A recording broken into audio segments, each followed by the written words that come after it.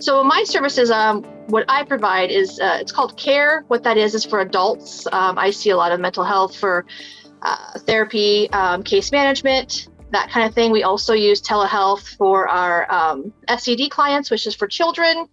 We do it for our staffing. We do all sorts of stuff with telehealth, especially during the pandemic.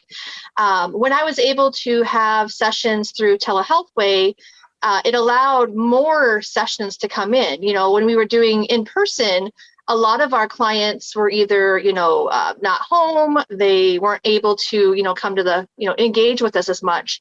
And when I noticed with telehealth, my numbers were definitely higher by probably 40%.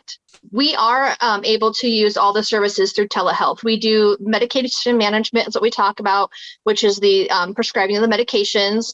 We do case management, which is really, managing that care for the client, as well as therapy for the, as well for the children as well as adults.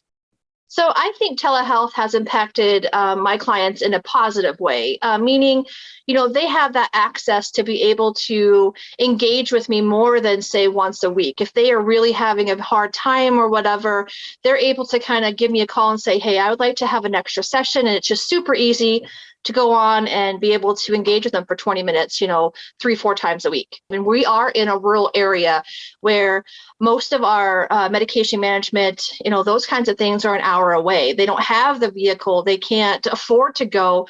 They're able just to kind of get on and be able to have that access, right there at their home, and they don't have to have daycare. There's all sorts of things for them. That's a more positive thing for them.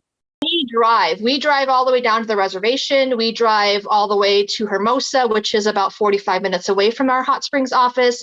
We travel to Custer, Hot Springs, Edgemont. We go everywhere. We travel. The roads, the weather is a major factor. Very low income. They're only on Social Security, so they can't afford any like Wi-Fi, or they don't have data on their phone. So sometimes telehealth doesn't work for them.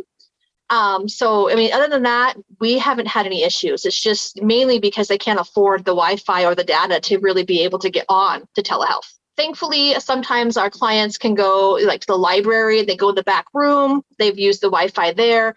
Some of the apartment buildings for low income are now allowing them to use the Wi-Fi there. I have a lot of clients using those.